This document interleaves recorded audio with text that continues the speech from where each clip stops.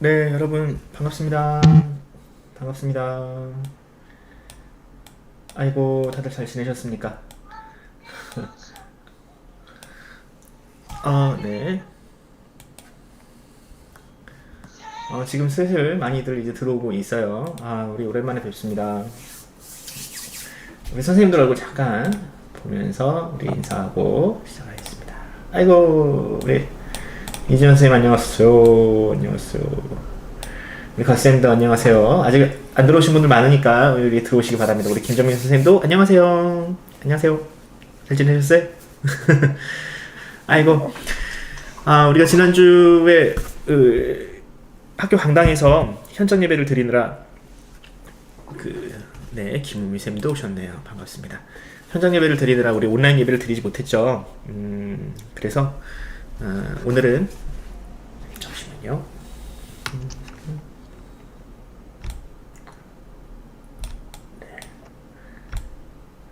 안녕하세요, 기우미 쌤. 안녕하세요. 안녕하세요. 네, 아유, 다들 잘 지내셨는지. 한수 한빈이도 반가워요. 뒤에 있는 거 실루엣이 보입니다. 너희들의 움직임이 대충 느껴집니다. 자, 우리 지난주에 온라인 예배를 드리지 못했죠. 우리 학교 강당에서 예배를 드리느라 지난주에는 우리가 온라인 예배를 드리지 못했어요. 그래도 우리가 오랜만에 얼굴 보니까 여러분들 좋더라고요. 중고등부 친구들도 많이 와서 예배를 같이 했는데 아마 온라인으로 현장 예배를 드리지 못했던 우리 친구들도 온라인으로 다 드렸을 거라 생각을 합니다. 다음에 우리가 또 다시 모일 수 있는 기회가 있으면 참 좋을 것 같아요. 뭐 학교랑은 좀 우리가 좀 얘기를 해서 한 달에 한 번이라도 드릴 수 있는 방향으로 우리가 좀 생각하고 있으니까 여러분 그래도 이게 온라인 예배도 좋지만 현장에서 드리는 예배도 되게 오랜만에 드리니까 와 저는 태어나서 이렇게 오랜 기간 동안 현장에서 예배를 드리지 못한 적이 없었거든요. 저는 군대에 가도 한 주 빼고는 거의 매일같이 교회를 가서 전쟁이 나도 사실 예배는 드리거든. 그런데 이런 적은 거의 없었는데 참 우리가 다시는 경험하지 못할 그런 일들을 지금 우리 겪고 있습니다. 우리 예배로 나아가기 전에 우리 하나님 앞에 찬양하고 우리가 나아갑시다. 찬양을 잠시만요. 네, 오케이. 자, 왜 안 나와? 나와라. 네, 이상하군요.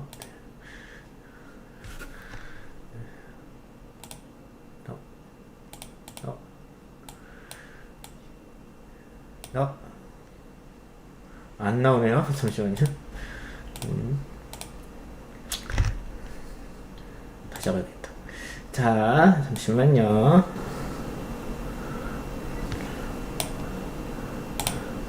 이게 맘대로 안 돼요. 자, 우리 하나님 앞에 이 시간 찬양하면서 오늘 하루 예배를 열도록 하겠습니다. 우리 시편 139편 찬양입니다.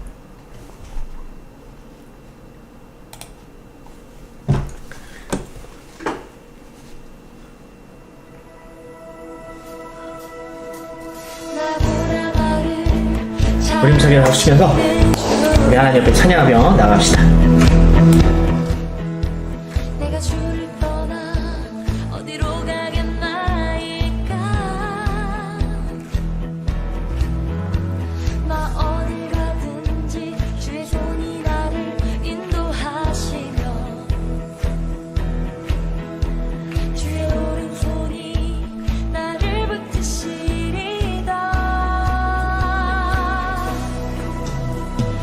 나를 창세 전부터 계획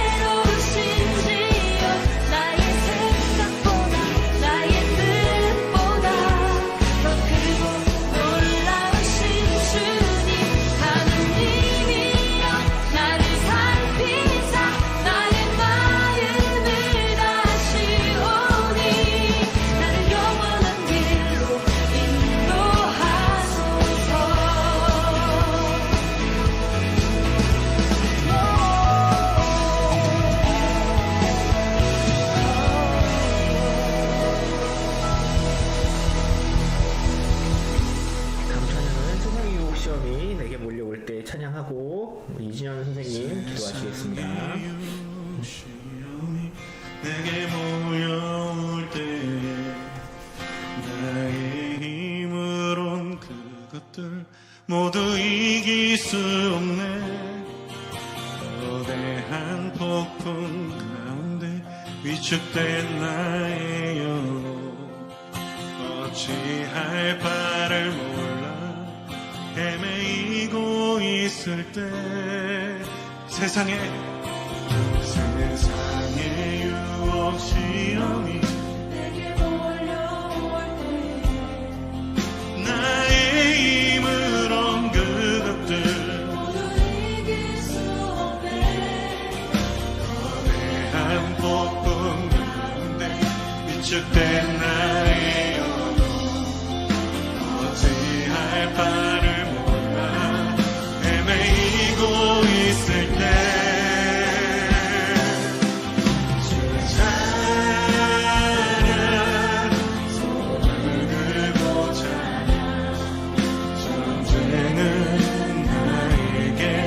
속한 것 아니니 주를 찬양 손을 들고 찬양 전쟁은 하나님께 속한 것이니 거짓과 속임수로 어디로 갈지 머뭇거리고 있네. 공중에 지금도 우리들을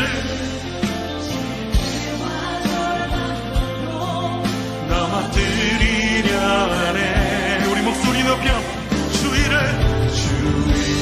둘러보며 아무도 없는데 믿음의 눈을 들면 보이는 분 계시네. 지금도 내 안에서 역사하고 계시네. 어둠의 권세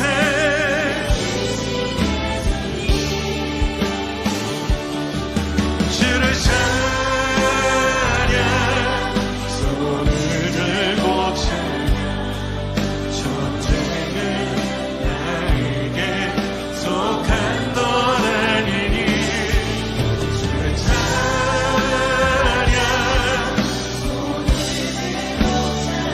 주님 그렇습니다. 전쟁은 주님께 속하였습니다.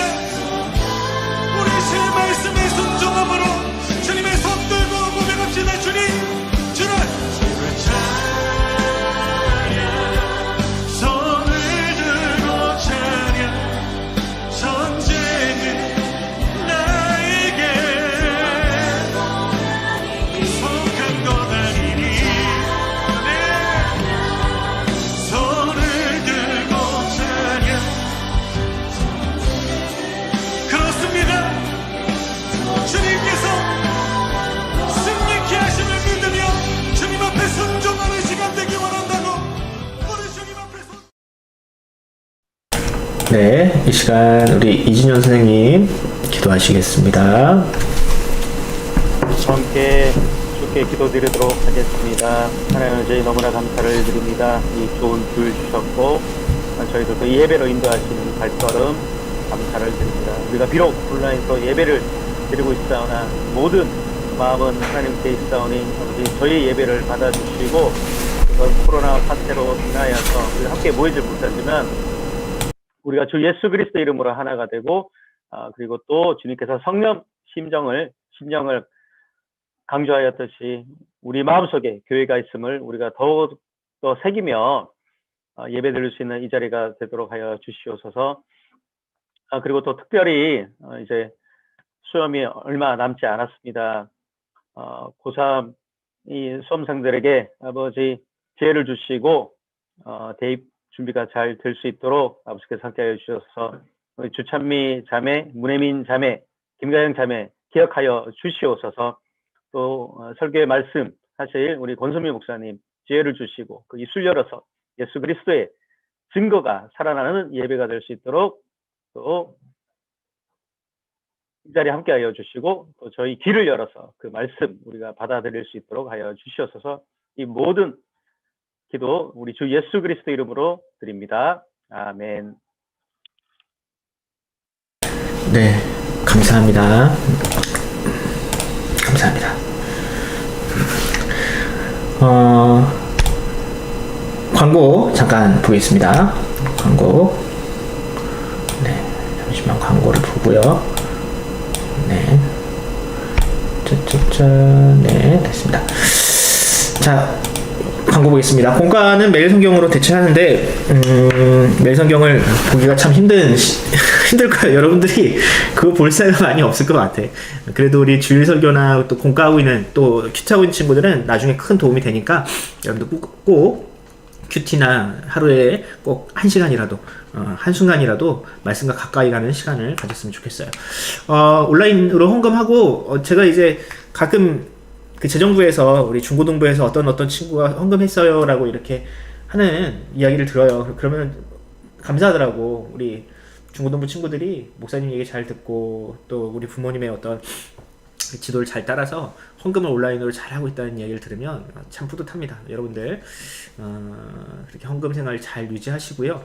우리 이지연 선생님 기도하셨듯이 가영이, 혜민이, 찬미가 이제 수능이 열흘 남았네. 이제 딱 거진 한 열흘 남았는데 우리 이 친구들 힘내라고. 옛날에 교회 같은 경우는 우리 교회에서 막 이렇게 막 팀 짜가지고 학교 앞에 가가지고 막 응원도 하고 막 따뜻한 음료도 막 건네주고 막 과자 같은 것도 주고 막 그랬거든요. 요즘에는 그렇게 할 수 없는 시절이잖아요. 코로나 때문에 더더욱 힘들고. 그래도 여러분들 기도로 뭐 현장에서 응원하는 것도 좋지만 여러분들이 한 번이라도 우리 언니들, 누나들 우리 이름 불러가면서 기도하는 것도 큰 도움이 됩니다. 그리고 문자 혹시 이렇게 생각나면은 여기다가 이 채팅방 여기다가 언니 힘내요, 누나 힘내요라고 이렇게 남겨주시면 우리 보지 않을까? 우리 혜민이, 가영이, 찬미가 보지 않을까? 그러면 큰 힘이 될 것 같습니다. 그리고 우리 고3 친구들은 이 광고 보고 있으면 따로 연락을 하겠지만 다음 주가 아마 수능 보기 전에 마지막 주일일 거예요. 우리 뭐 중고등부에서 준비한 선물도 있고 담임 목사님이 아마 여러분들을 위해서 기도하시지만 또 여러분들의 이렇게 안수하면서 기도하면 여러분들이 더 큰 힘을 얻지 않을까 싶어요. 그러니까 다음 주 시간 맞춰서 주일날 이 학교가 아니지 우리 푸른센터에 오면 목사님 만나서 잠깐 격려를 듣고 또 기도했으면 좋겠어요. 다음 주 한 2시쯤 어떨까? 곽 집사님 어때요? 2시쯤 괜찮을까요? 2시쯤? 괜찮아요? 네, 좋아요. 네, 2시 우리 고3 친구들 2시쯤 교회에 올 수 있도록 안내를 좀 해주시고요. 요 아이들 지금 보고 있으면은 알겠습니다라고 대답하면 좋겠지만 뭐 그렇게 지금 못 보고 있더라도 선생님들이 좀 안내해 주셔가지고 다음 주에 우리 아이들 고3 아이들 올 수 있도록 여러분들 안내해 주시기 바랍니다. 네, 이상입니다. 바로 말씀 보겠습니다. 하나님 말씀은 역대하 18장 12절에서 27절까지 말씀입니다. 길어요. 긴데 내가 여러분들에게 스토리를 쫙 요약해 줄 거니까 우리 앞소절만 12절에서 14절 여기까지만 한번 보고 목사님이 딱 요약해주고 말씀으로 바로 들어가겠습니다. 12절에서 14절 우리가 한 목소리로 여기만 읽겠습니다. 시작.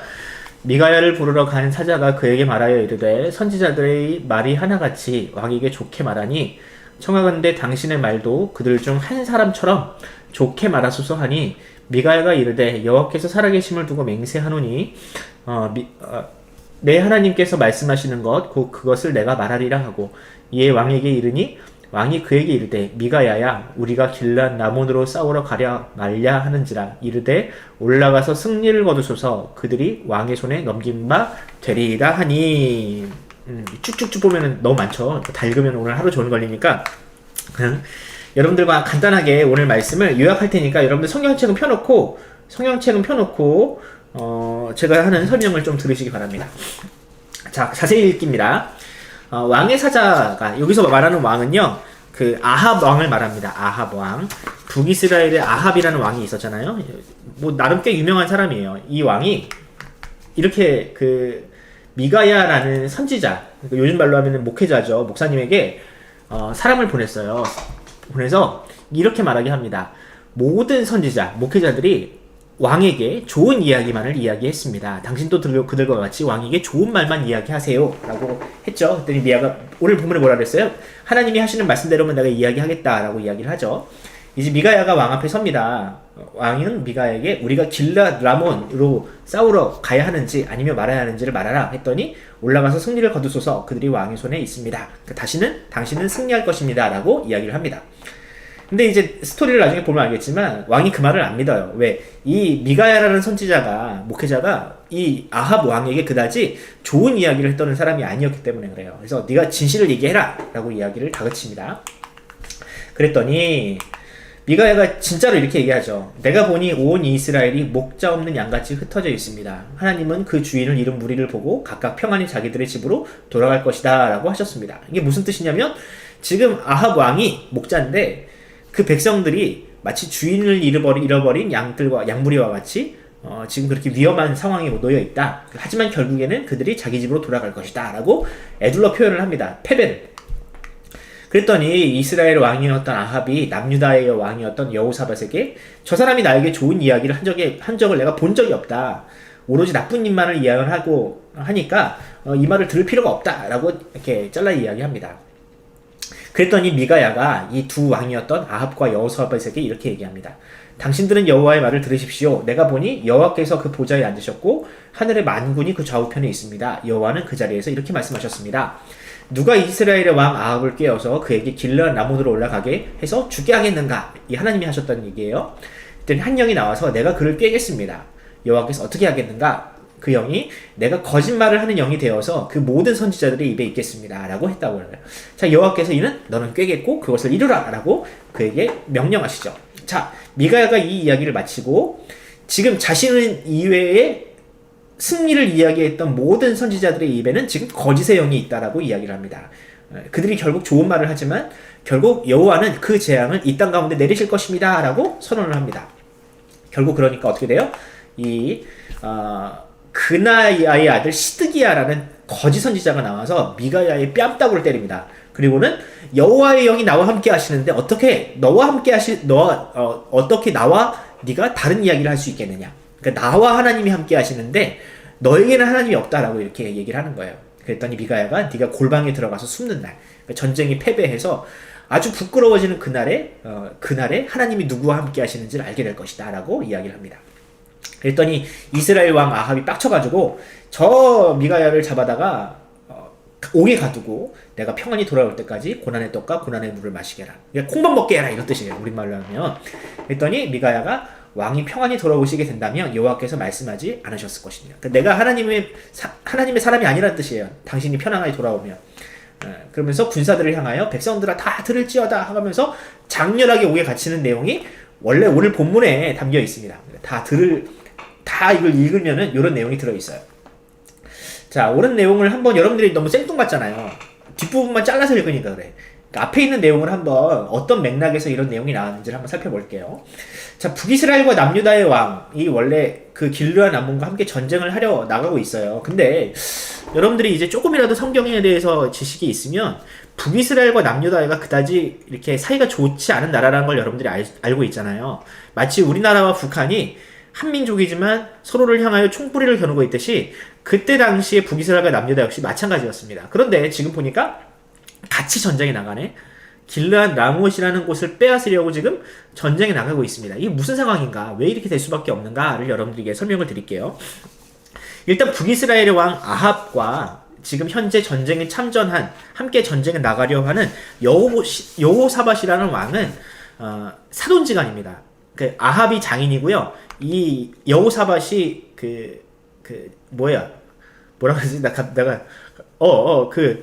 뭐지? 내가 갑자기 이름이 생각이 안 나는데 내가 사위예요. 나 사위인데 나도 사위인데 사위가 생각이 안 나. 근데 어쨌든 왜 이렇게 됐느냐? 결혼을 동맹을 맺었어요. 그 사위요. 결혼 동맹을 맺었어요. 결혼 동맹. 그러니까 여호사밧의 딸을 그러니까 아합의 딸을 여호사밧에게 준 거야. 그러니까 둘은 지금 혈연지간으로 묶여버린 거죠. 그러니까 이제 혈연 동맹을 맺은 거예요. 혈연 동맹을. 자, 그러니까 이제 친할 수밖에 없는 거예요. 그때 당시에는 굉장히 친했어요. 자, 그런데 이제 함께 나라가 거의 하나가 된 거나 마찬가지니까 전쟁을 함께 합시다 라고 하는데 그 첫 번째 전쟁이 어디였느냐? 길르앗 라못이라는 땅을 빼앗는 전쟁이었어요. 근데 이 길르앗 라몬과 얽혀있는 역사적인 그 내용이 굉장히 많습니다. 우리가 이제 역대하나 열왕기상을 보면 이 길르앗 라못이 전쟁에 굉장히 많이 등장을 하는데 왜 그러냐면 이곳이 전쟁의 요충지예요. 군사적인 요충지입니다. 그러니까 우리나라로 따지면 남한산성 같은 곳이에요. 남한산성이 천혜의 요새잖아요. 산으로 둘러싸여 있고 그래가지고 이게 대군을 막을 수 있는 그런 어떤 천혜의 요새인데 마치 이 길르앗 라못이 그런 곳이에요. 근데 원래 이 길르앗 라못은 북이스라엘과 남유다의 땅이었습니다. 이스라엘의 땅이었어요. 이제 나라가 나눠진 이후에는 북이스라엘이 가져갔어요, 이 땅을. 자, 그런데 이 땅을 아람이라는 나라에게 빼앗기는 때가 오는데 그게 언제였냐면 그 남유다의 아사라는 왕이 통치하던 시점에 이 땅을 이 길르앗 라못을 아람에게 빼앗깁니다. 왜 그러냐면 이 남유다가 이 길르앗 라못이라는 곳이 북이스라엘에 있음으로 인해서 되게 불편했어요. 그러니까 남유다와 북이스라엘은 앙숙이었을 때 이 길르앗 라못 때문에 남유다가 숨통이 안 열리는 거야. 어디 밖으로 나가기도 애매하고 어디 길르앗 라못이 있으니까 남유다가 이렇게 힘을 못 쓰는 거예요.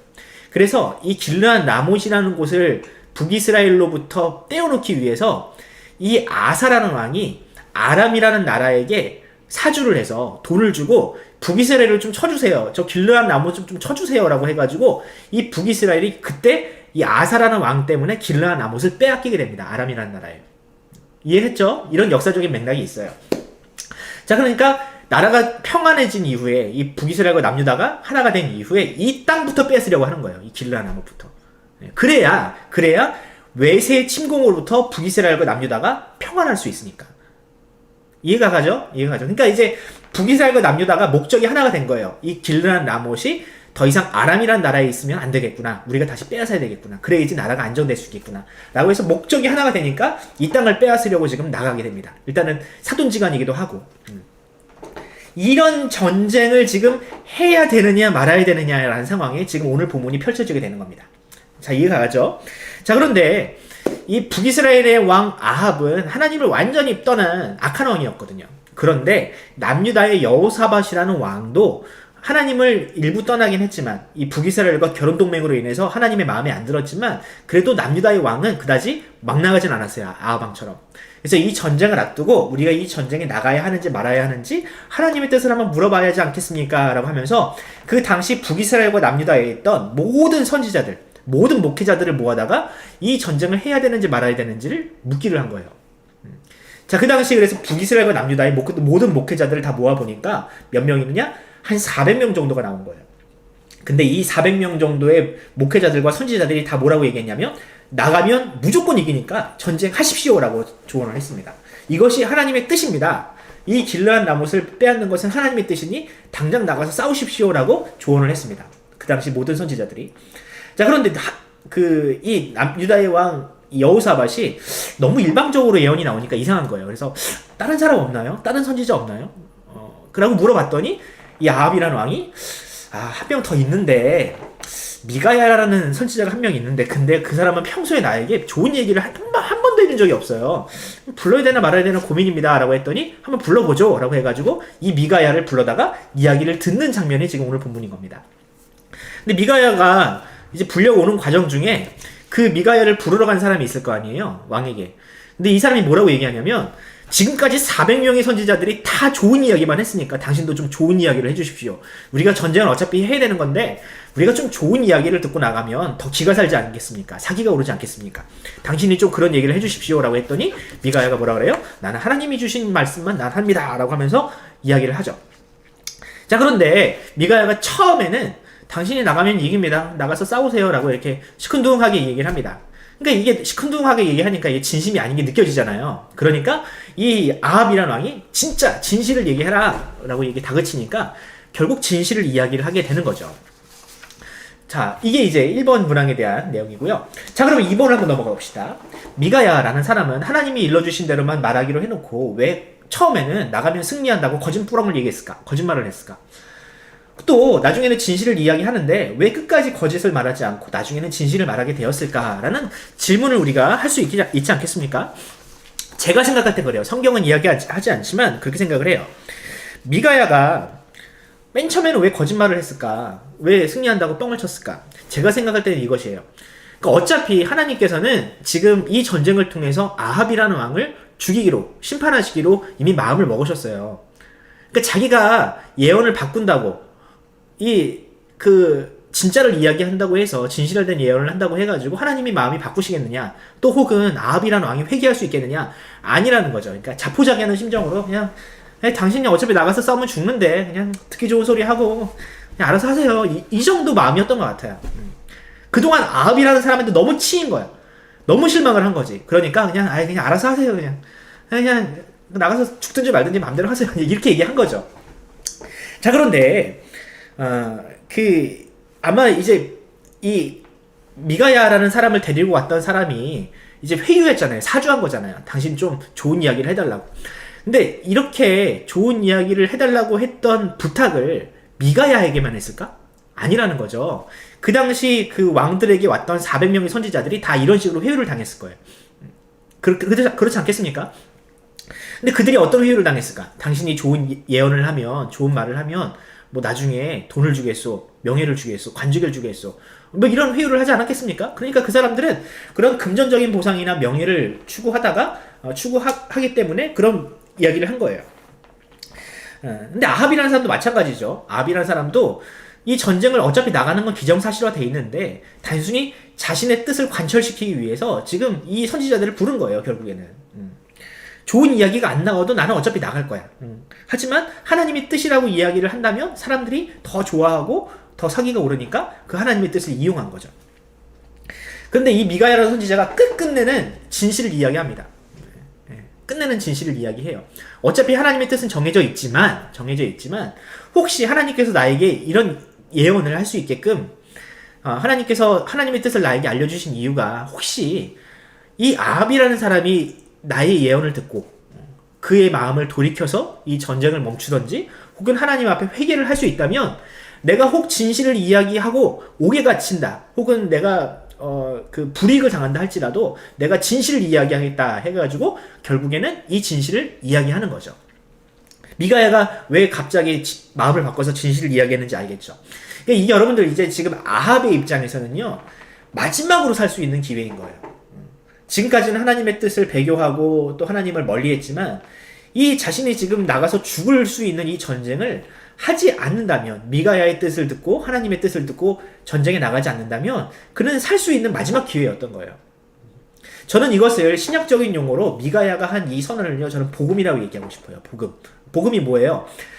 예수 그리스도를 믿고 그를 하나님의 아들로 인정하고 그가 나의 구주요 나를 위해서 죽으셨다는 사실을 믿고 인정을 하면 하나님께서 우리에게 영생을 주시고 우리를 구원하시잖아요. 마찬가지인 거예요. 그 당시에도 이 미가야가 하나님이 보낸 선지자이고 또 하나님께서 지금 이런 뜻을 가지고 있다라는 것을 믿기만 하면 이 아합은 살 수가 있는데, 이 복음을 들으면 아합은 살 수가 있는데 이 복음을 듣지 않은 거죠. 그 당시 아합에게는 이 미가야의 선지자의 선언은 복음이었습니다. 근데 이 복음을 듣지 않았던 거예요. 자, 넘어가 봅시다. 미가야가 예언을 이렇게 했어요. 양무리가 주인이 없으니 그들이 평안히 집으로 돌아갈 것, 이렇게 예언을 했거든요. 그러니까 아합이 죽습니다 이렇게 예언 안 했어요. 근데 이 예언이 무슨 장면을 묘사하는 거냐면, 지금 북이스라엘이라는 이 수많은 이 백성들의 목자로 하나님께서는 아합을 선정을 하셨는데, 아합이 그 목자 노릇을 못하고 오히려 이 양들을 데리고 낭떠러지로 가고 있는 상황인 거잖아요. 이 패배할 수밖에 없는 전쟁에 나아가서 수많은 백성들의 목숨을 지금 빼앗으려고 하니까 하나님께서는 그 모습이 마치 무리를 잃어버린 양과 같은 모습과 같이 하나님께서는 이 미가야를 통해서 묘사하신 거죠. 근데 결국에는 이 목자가 만약에 없다면, 목자만 없으면 이 욕심과 탐욕이 가득한 이 양무리들을 다 죽음으로 몰아넣을 만한 이 목자만 없으면 이 양들이 살 수 있으니까 하나님께서는 그 목자를 지금 없애버리겠다라고 지금 예언하시는 거예요. 무리에게 주인이 없다. 목자가 없어질 것이다. 이로 말미암아 그들, 양들은 평안히 집으로 돌아갈 수 있을 것이다. 그러니까 그 전쟁은 패배할 것인데 큰 피해 없이 왕만, 이 목자만 죽는 그런 전쟁이 될 것이다 라는 예언을 한 거죠. 자, 이후에 안 믿으니까 이 미가야라는 선지자가 자신이 보는 환상, 하늘의 환상을 이 사람들에게, 왕들에게 이야기를 하기 시작을 합니다. 근데 그 환상이 어떤 내용이었어요? 하나님께서 계시는데 누가 저 아합을 죽이겠는가 했더니 한 영이 나타나서 내가 거짓의 영이 되어서 사람들의 입에 있겠습니다 라고 이야기를 하잖아요. 이 환상에 대해서 지금 이야기를 해요. 자, 그런데 여러분들 이 환상, 미가야가 보았던 이 하늘의 회의, 천상 회의를 보면서 조금 불편해하시는 사람들도 있어요. 왜냐하면 이 거짓의 영이라는 게 일종의 사단인 겁니다. 이 거짓의 영이 하나님과 대화를 한다. 또 혹은 하나님께서 이 거짓의 영을 통해서 아합을 심판하신다는 내용이 조금 불편한 사람이 있을 수 있어. 왜? 아니, 하나님은 진리이신데, 우리가 아는 하나님은 진리이신데 어떻게 거짓의 영을 통해서 그 목적을 달성하시나? 이런 부분에 대해서 조금 불편할 수도 있지만 여러분들 그럴 필요가 없어요.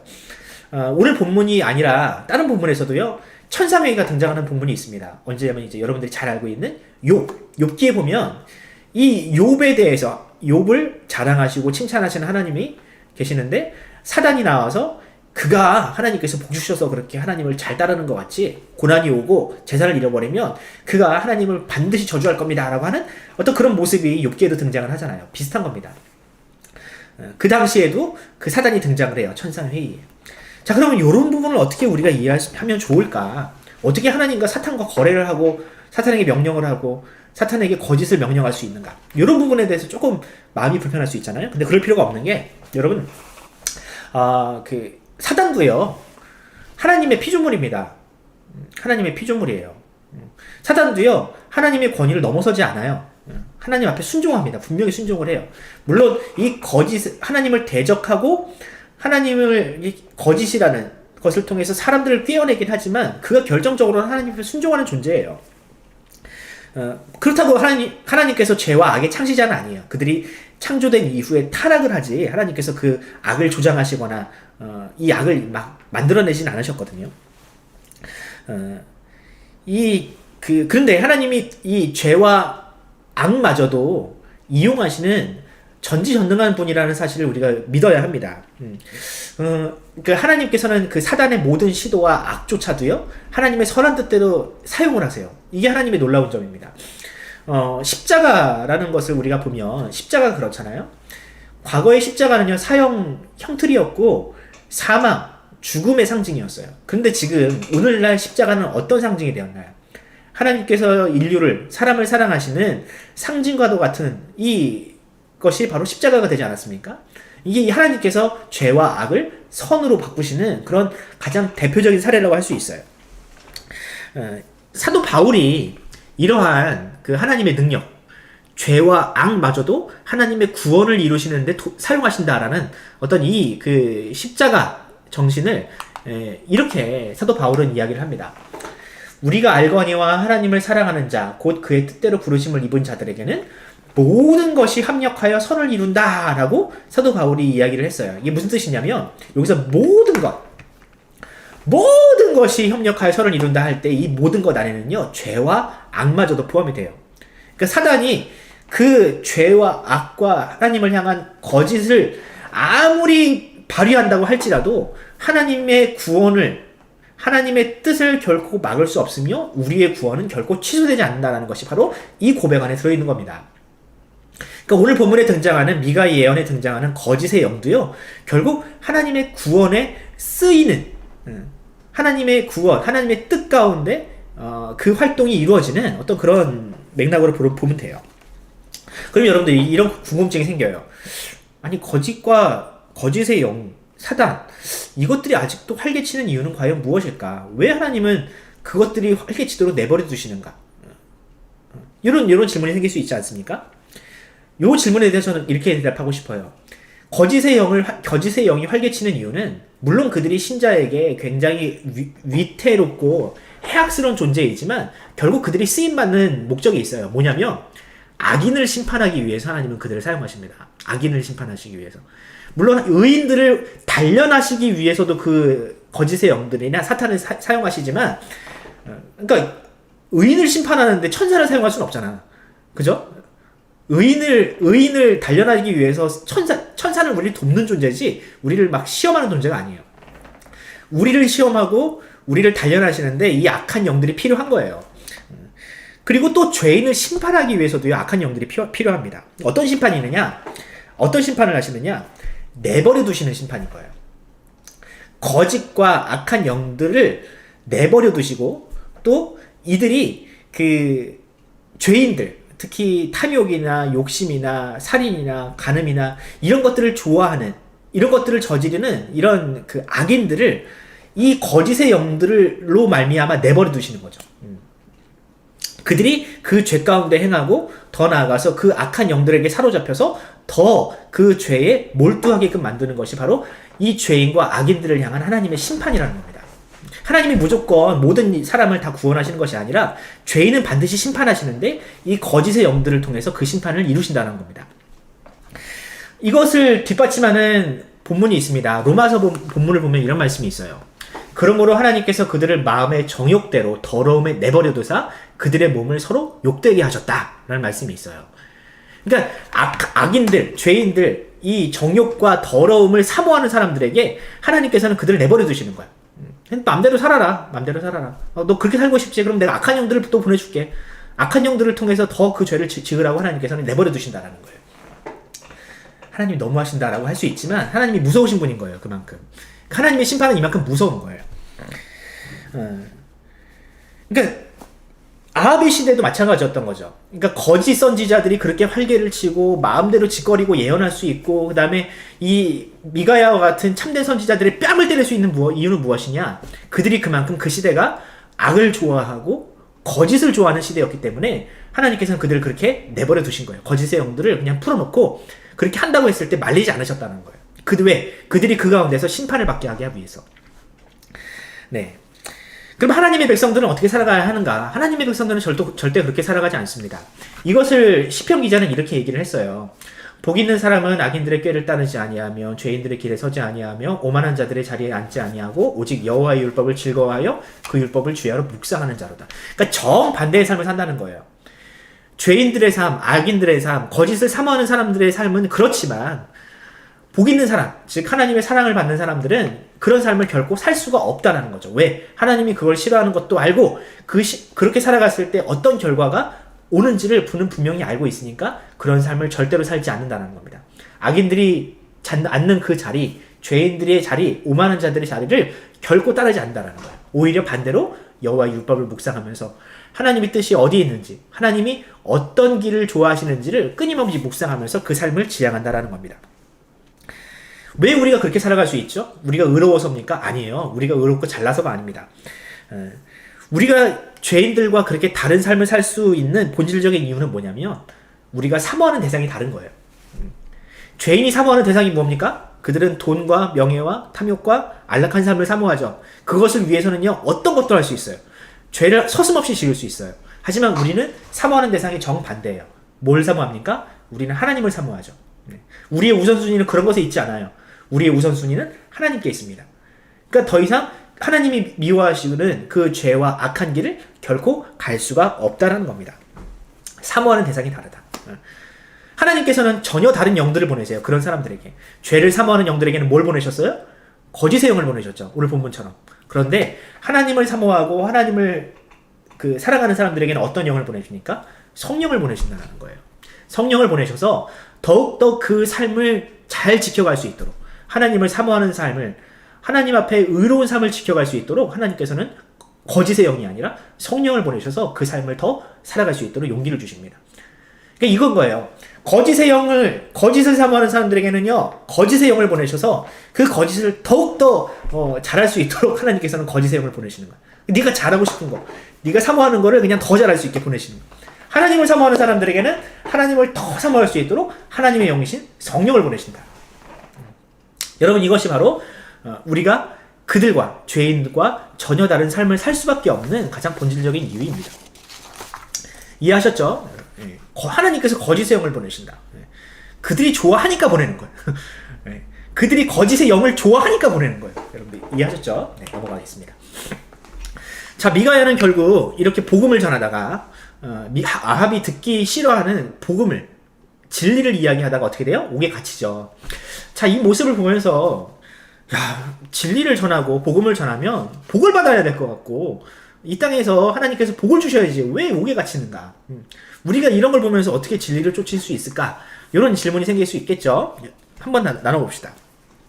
여러분 성경을 보면 진리와 복음을 쫓다가 복음을 전하다가 고난과 고초와 핍박과 죽음을 당하는 사람이 어마어마하게 많습니다. 대표적인 분이 바로 예수님이죠. 예수님은 하나님의 뜻을 전하시다가 이 땅 가운데에서 생명을 전하시다가 십자가에 달려 죽으십니다. 또 스데반 집사님도 마찬가지죠. 복음을 전하다가 순교를 당하세요. 구약에 보면 이사야라는 사람도 있어요. 이사야라는 사람도 역시 마찬가지로 나중에는 굉장히 비참한 죽음을 당합니다. 반대로 어때요? 악인들은 승승장구하고 자기 수명을 다 살고 돈 잘 벌고 떵떵거리며 사는 것 같죠. 지금도 마찬가지죠. 사기꾼들은 잘 먹고 잘 사는 것 같고, 독립군들은 다 이렇게 집 하나 없이도 집 하나 없이 막 힘들게 사는 이런 이 불합리한 사회 구조가 지금도 역시 마찬가지로 없어지지 않고 있어요. 이 철학자들이 이런 불합리한 사회 구조와 이 현상들을 바라보면서 굉장히 많은 고민을 합니다. 대표적인 철학자가 칸트요. 여러분 칸트 알죠? 칸트. 순수 이성 비판을 했던 이 칸트도 기독교인으로서 이런 불합리한 세상을 과연 어떻게 해석해야 될지를 고민했던 사람이에요. 근데 그 사람이, 이 칸트라는 사람이 뭐라고 얘기했냐면 그런 현상을 보면서 이런 이야기를 했어요. 인간의 도덕이 성립하려면 사후 세계가 반드시 필요하다. 사후 생의 존재가 요청된다. 어려운 말인데 이런 뜻인 거예요. 그러니까 인간이 도덕적으로 사는 데에는 분명히 그 권선징악이 필요한데 선을 따르는 사람이 복을 받고 악을 쫓는 사람이 벌을 받는 것이 이 인간의 도덕의 어떤 가장 뿌리 깊은 근간인데 이것이 성립하기 위해서는 이 땅에 보여지는 현상만 가지고는 불가능하다라는 거예요. 왜? 악을 따르는 사람이 돈 잘 벌고 떵떵거리며 살고 선을 쫓는 사람이 비루하게 사는데 이것만 가지고는 인간이 도덕적으로 도저히 살 수가 없다라는 거예요. 그래서 반드시 필요한 게 뭐다? 사후세계가 그래서 필요하다고 칸트는 이야기를 했습니다. 그러니까 죽음 이후의 세계가 반드시 필요해서 그때 이 땅에서 받지 못한 보상과 형벌이 거기서 이루어지지 않으면 인간이 더 이상 도덕적으로 살 필요가 없다라고 얘기한 거죠. 성경도 그래서 비슷한 맥락의 이야기를 합니다. 그래서 왜 이런 악인들이 왜 형통하고 의인들이 왜 고난을 당해야 되는가라는 질문이 수많은 사람들, 성경에서 선지자들도 이야기하고 수많은 사람들이 질문을 던질 때 성경의 대답은 이겁니다. 첫 번째, 죄인은 반드시 그 죄에 대한 형벌을 반드시 받는다라는 게 하나님의 응답이었어요. 두 번째, 악인이 형통한 것은 그 악인에게 복이 아니라 오히려 저주다. 아까 우리가 로마서 말씀을 봤잖아요. 악인들이 형통한 것은, 잘 먹고 잘 사는 것은 결코 그들에게 이로운 일이 아니라는 거예요. 왜? 악인들이 그 형통으로 말미암아 절대로 그 죄에서 떠나지 않게 되니까. 만약에 악인들이 악을 행했는데 갑자기 하나님께서 벌을 주시고 그 길을 가지 못하도록 막으시면 악인들이 어떻게 하겠어요? 회개하겠죠. 예, 그건 악인을 향한 심판이 아니라는 거예요. 악인에 대한 진정한 심판은 뭐냐면 그 죄에 계속 머무르도록 내버려 두시는 것. 그 악 가운데에서 형통하여서 그 길을 돌이키지 않게 하는 것이 진정한 하나님의 심판이라는 거죠. 이것이 바로 하나님의 뜻이라는 겁니다. 세 번째, 예수님의 부활 사건.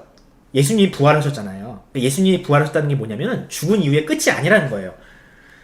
의인들도 부활하고 악인들도 부활하겠지만 그 부활 이후에 뭐가 있느냐? 반드시 심판이 있다라는 것을 보여주는 가장 결정적인 증거가 뭐였냐? 바로 부활이라는 겁니다. 부활. 그러니까 부활을 믿는 존재는 결코 사후세계가 있다라는 것을 믿는 존재이기 때문에 결코 마음대로 살 수 없다라는 것이죠. 그러니까 우리는 부활을 믿는 그리스도인들입니다. 그죠? 여러분들도 부활을 믿죠? 죽으면 끝 하면 마음대로 살아도 돼요. 여러분들 부활이 있으면 반드시 심판이 있다는 뜻입니다. 부활이 있다는 뜻은 죽음 이후에 다른 삶이 펼쳐진다는 거예요. 우리는 그러니까 죽음 이후에 부활이 있다는 것을 믿기 때문에 이 땅의 삶이 모든 것이 아니라는 것을 믿기 때문에 우리는 결코 이 땅에서 마음대로 살 수가 없습니다. 죄인들처럼 악인들처럼 그렇게 마음대로 살 수가 없어요. 왜? 나중에 그것에 대한 책임을 반드시 져야 하니까. 대신에 우리는 하나님께서 생명길이라고 보여주셨던 예수 그리스도가 가셨던 그 길, 예수 그리스도가 가르치셨던 그 길을 갈 수밖에 없는 거예요. 왜? 그 길로 가야 영원한 생명, 참된 부활을 우리가 경험할 수 있기 때문에. 하지만 이 시대는요, 전혀 다른 것을 우리에게 보여주죠. 우리에게 가르치죠. 돈이나 명예나 안락한 삶이 최고의 가치다. 이것만 가지고 있으면 된다라고 사람들에게 끊임없이 주입을 합니다. 죄인들이 지향하는 그 길이 마치 이 세상의 모든 것인 것 마냥 그렇게 우리에게 가르쳐요. 근데 그 길의 끝에는 뭐가 있어요? 마치 아합이 경험했던 그 심판밖에 없다라는 겁니다. 아합은 그 길을 가다가 자신의 명예와 어떤 부와 권력을 위해서 평생을 쫓다가 결국 하나님의 심판, 그 거짓의 영에 사로잡혀서 그 길을 떠나지 못하다가 결국 하나님의 심판을 당하잖아요. 이 아합이 우리에게 보여주는 교훈은 바로 이것입니다. 명예와 권력과 이 세상이 보여주는 가치, 거짓된 가치를 쫓다가는 이렇게 끝이 심판, 하나님의 심판을 피할 수가 없다. 근데 여러분, 이 시대가 어떻습니까? 그 당시 아합의 시대도 마찬가지로 아합의 시대와 마찬가지로 이 시대도 크게 다르진 않아요. 그 당시 아합의 시대에 몇 명의 선지자가 거짓된 예언을 했다고 그랬어요? 400명의 선지자가 거짓된 예언을 했다고 그랬어요. 왜? 아합에게 좋은 이야기를 하면 자기에게 뭔가 돌아오는 이익이 있을 것 같으니까. 400명의 목회자들이, 그러니까 그 당시에 있었던 모든 목회자들이 다 거짓부렁을 얘기했다는 거예요. 이 세상의 가치를 따르기 위해서. 근데 오직 단 한 사람, 미가야만이 그 세상의 가치를 따르지 않고 하나님의 뜻에 순종하면서 복음을 전하다가 고난을 당했죠. 근데 지금 이 시대도 마찬가지예요, 여러분. 지금 이 시대도요, 이 세상뿐만 아니라 교회도 마찬가지로 이 세상의 가치관을 따르도록 조장하고 있어요. 예. 잘 먹고 잘 사는 것이 최고다. 이 땅에서 승승장구하고 좋은 대학 가고 좋은 직장 가는 것이 최고다. 이런 식으로 끊임없이 주입을 합니다, 우리에게. 교회는 어떤가? 여러분, 교회도 예수 그리스도의 십자가와 복음을 전하지 않는 교회가 굉장히 많습니다. 교회는 교회가라고 다 같은 교회가 아니라, 교회 가면은 뭐 성공하는 법, 자기 개발, 또 혹은 이 땅에서 어떻게 하면 품위 있게 살아갈 수 있는지, 이런 얘기들만 하고 죄와 사망과 심판과 천국과 지옥에 대해서 이야기하지 않는 교회들이 굉장히 많습니다, 여러분. 근데 하나님의 말씀을 전하는 목회자들은요, 뭐 세상에서 잘 나가고 잘 먹고 잘 사는 법 얘기할 필요가 없어요. 왜? 그런 얘기들을 더 잘하는 사람들이 많거든요. 교회에서 들을 소리는요, 여러분들, 하나님이 우리를 얼마나 사랑하시는지, 또 얼마나 죄를 미워하시는지, 죄의 길을 쫓다가 어떻게 되는지, 어떻게 패가망신을 하고 쫄딱 망하게 되는지, 천국과 지옥에 가면 어떻게 되는지, 어떻게 하면 우리가 천국에 갈 수 있는지, 우리가 이런 이야기를 해야 되는데 그런 얘기를 안 하고 교회에서도 잘 먹고 잘 살고 어떻게 하면 품위 있게 살고 어떻게 하면 뭐 이렇게 이 세상에서 윤택하게 살아가는 이런 얘기는 들을 필요도 없어요, 여러분들. 교회에서는. 근데 오늘날 많은 교회들이 그 길을 가고 있다라고 여러분들이 생각을 하십시오. 그러니까 여러분들 설교도요, 여러분들이 귀를 즐겁게 하고 재밌게 하고 여러분들의 마음을 이렇게 막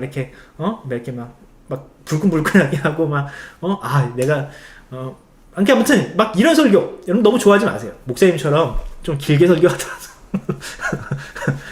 좀 길어도 좀 쓴소리도 듣고 설교를 통해서 좀 혼나기도 하고 세상에서 똑바로 살아라고 좀 그런 바른 소리도 좀 들어가면서 그런 설교를 여러분들이 좀 들을 필요가 있어요. 왜? 미가야가 아합에게 했던 소리가 좋은 소리가 아니었거든요. 쓴소리였어요. 여러분들 교회에서는요, 쓴소리를 들어야 합니다.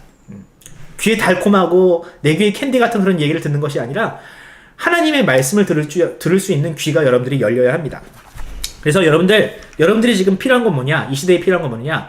어떤 사람이 미가야와 같이 참된 선지자이고 어떤 교회, 내가 어떤 길을 가는 것이 참된 그 길인지 생명의 길인지를 분별할 수 있는 분별력이 여러분들에게 필요한 거예요. 예. 아합은 그 분별력이 없었죠. 아합은 그 분별력이 없었어요. 우리에게는 그런 분별력이 필요합니다.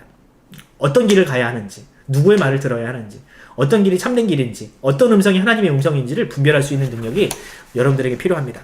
여러분들은 그 분별력을 가지길 바랍니다. 예, 시간이 많이 지났으니까 여기까지 마무리. 메시지를 한번 찾아봅시다. 저는 이 말씀을 들으면서 이런 그 메시지를 발견했어요. 지금 나에게 가장 중요한 가치는 무엇인가? 숫자에 불과한 돈인가? 안락한 집인가? 아니면 비록 지금은 보이지 않지만 분명히 존재하는 영원한 하나님의 나라인가? 나의 시선을 조금 더 위로 향하는 연습을 하자. 그러니까 세상은 끊임없이 이 땅의 것을 우리에게 보여주고 이 땅의 것을 따르라고 하지만 결국 우리가 바라봐야 할 것은 어디예요? 하늘나라죠. 영원한 천국에 있는 하나님의 나라. 그곳을 바라본다면 이 땅에 있는 것들을 쫓다가 죄를 짓지 않을 수가 있겠죠. 그러니까 우리가 좀 더 시선을 이 땅의 것이 아니라 하늘을 좀 바라보자. 두 번째, 듣기에 좋은 소리가 영혼에 유익하지는 않습니다. 여러분들 그 입이 즐겁고 달콤한 것은 여러분들의 살만 찌우고 여러분들 건강에 해롭잖아요. 마찬가지로 여러분들의 귀를 달콤하게 하는 소리는 결국 유익한 소리가 아니에요. 저는 이렇게 적용했습니다. 나는 사람이 듣기에 좋은 소리를 하는 편인가, 설교자로서, 아니면 성경이 말하려는 것을 이야기하는 편인가, 사람에게 인기를 얻으려고 하는가, 하나님께 인정을 받으려고 하는가, 이런 적용을 해봤습니다. 여러분들도 아마 비슷하게 적용할 수 있겠죠. 자, 이렇게 적용했어요. 그래서 신자는 죄를 짓지 않는 존재가 아니다. 죄악된 세상에서 죄를 전혀 짓지 않고 살 수는 없다. 다만 미가야도 처음에는 거짓말을 얘기했다니까, 그냥 자포자기하는 심정에서. 다만 신자는 이 세상에서 조금 불편하게 사는 존재다. 때로는 죄를 짓지만 그것이 불편해서 금방 그것을 그만두고 다시는 반복하지 않는다. 불편한 것이, 그러니까 그리스도인은 불편한 거예요. 죄를 짓는 게. 죄인은 어때요? 너무 편하지. 예, 나에게 딱 맞는 옷이지. 거짓의 영이 너무 좋지. 하지만 우리는 그게 너무 불편해. 도저히 이것을 잊고 있을 수 없어. 그래서 그것을 더 이상 반복하지 않아요. 그리스도인은 그겁니다. 죄를 안 짓는 것이 아니라 반복하지 않는 거예요. 지금 나를 불편하게 만드는 것은 무엇인가? 그러니까 나를 지금 불편하게 만드는 게 뭐예요? 여러분들이 만약에 지금 이 예배가 불편하면 안 되는 거예요. 예배가 귀찮고 예배가 불편하면 안 되는 거예요, 여러분. 아셨죠? 왜? 우리는 이게 너무 편해야 되는 거야. 왜? 우리는 그리스도인들이니까. 우리 하나님의 백성이니까. 우리는 뭐가 불편해야 돼? 우리는 죄의 자리가 불편하고 우리는 거짓의 자리가 불편해야 되는 거예요. 남을 흉보거나 남을 미워하는 그 자리가 불편해야 되는 거예요. 혹시 내용에 거짓의 영이 침투하려 한다면 과감하게 그것을 물리치고 우리가 진리의 편에 서야 되겠다. 아멘? 예, 넘어가겠습니다. 비록 이 땅에서의 삶이 이해할 수 없는 일들이 연속이고 애매한 고난을 당한다 할지라도 너무 당하거나 원망하지 말자. 그죠? 우리가 세상은 우리가 편하게 살 수 있는 환경이 아닌 거예요. 그리스도인들이. 이걸 이해해야 되는 거예요. 인정해야 되는 거예요. 그래야지 우리가 좀 마음을 내려놓고 살 수가 있어요. 세상 혹은 사람은 이해의 대상이 아니라 구원의 대상입니다. 그죠? 우리가 세상은, 그러니까 이 거짓의 세상, 악한 세상은요, 우리가 이해할 수 있고 우리가 감당할 수 있는 존재가 아니에요. 오히려 구원을 해야 될 대상이지. 비록 기울어진 운동장처럼 버거운 일일지라도, 그러니까 세상을 변혁시키고 그들을 구원하는 것이 버거운 일일지라도 하나님이 가야 할, 하나님의 백성이 가야 할 그 길을 우리가 뚜벅뚜벅 걸어가자라는 것이 오늘 말씀의 결론이었습니다. 한 문장으로 요약해 봅시다. 저는 이렇게 적용해 봤어요. 죄인의 입에는 거짓의 영이 머물지만 하나님의 백성의 입에는 진리의 영이신 성령님이 우리를 지키고 계신다. 오늘 본문에서 악한 자들, 욕심을 쫓는 자들의 입에는 거짓의 영을 하나님께서 보내버리셨잖아요. 반대로 우리의 하나님의 백성의 입은 누가 지키고 있어요? 진리의 영이 지키고 있으시다. 거짓의 영이 아닌 진리의 영, 성령님께서 지키고 있으니 우리가 핍박을 넘어서 진리를 말하고 미가와 같이 우리가 복음을 외치는 사람이 되자라고 저는 적용을 해봤습니다.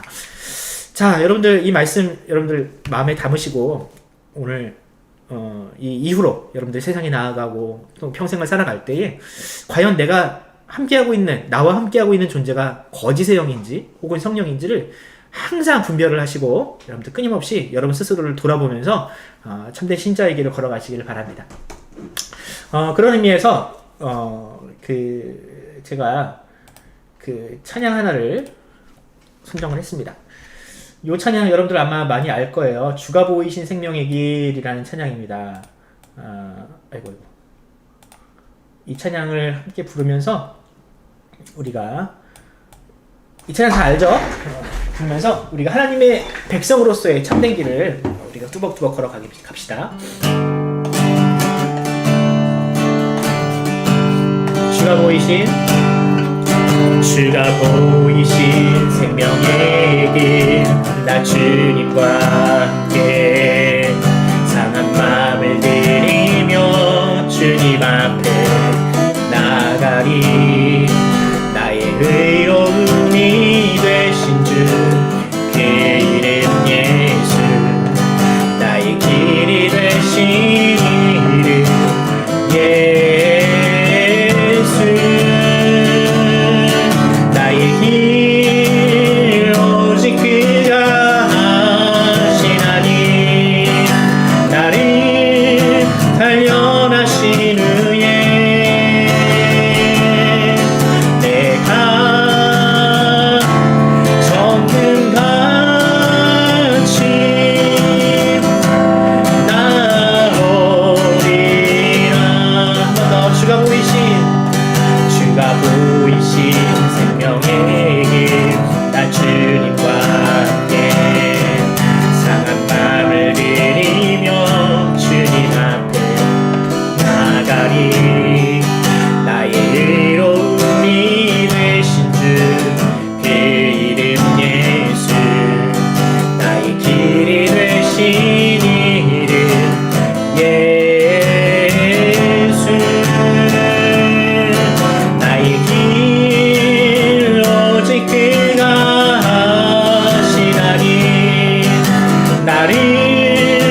단련하신 후에 내가 정금같이 나오리라.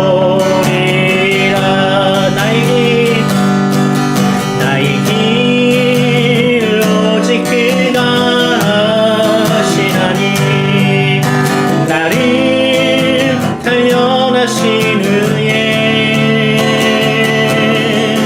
내가 정금같이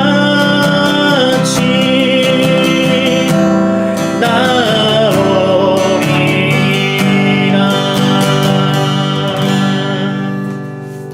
아멘. 제가 잠깐 기도하겠습니다. 하나님 은혜를 감사합니다. 주님, 우리가 세상과 같지 아니하고 세상과 정말 저항하고 세상을 극복하고 또한 세상을 변혁시키는 삶, 또한 세상과 같지 않은 삶을 살아갈 수 있도록 주여 우리를 택하심을 감사합니다. 주님, 우리가 거짓을 사모하지 아니하고 이 세상이 쫓는 것을 쫓지 않도록 주여 우리 마음 가운데 성령을 정말 감동적으로 감화시키시사 우리가 이 세상 사람과 같지 않은 하나님의 백성다운 삶을 잘 지켜갈 수 있도록 인도하여 주시옵소서. 때로는 우리에게 유혹이 있고 또 때로는 죄에 걸려 넘어지는 것 같이 보일지라도 주의 성령이 우리 안에 계시오니 우리가 그분을 의지함으로 말미암아 더 힘써 이 세상과 담대히 싸워 이길 수 있는 그런 주의 자녀들, 또한 우리 푸른사랑의 중고등부 선생님들, 또한 우리 학생들 될 수 있도록 우리 주님께서 우리와 함께하여 주시옵소서. 미가야와 같이 담대하게 하시고 또한 용감하게 하시며 끝내 싸워 이기는 우리 주의 백성들이 되게 하여 주시옵소서.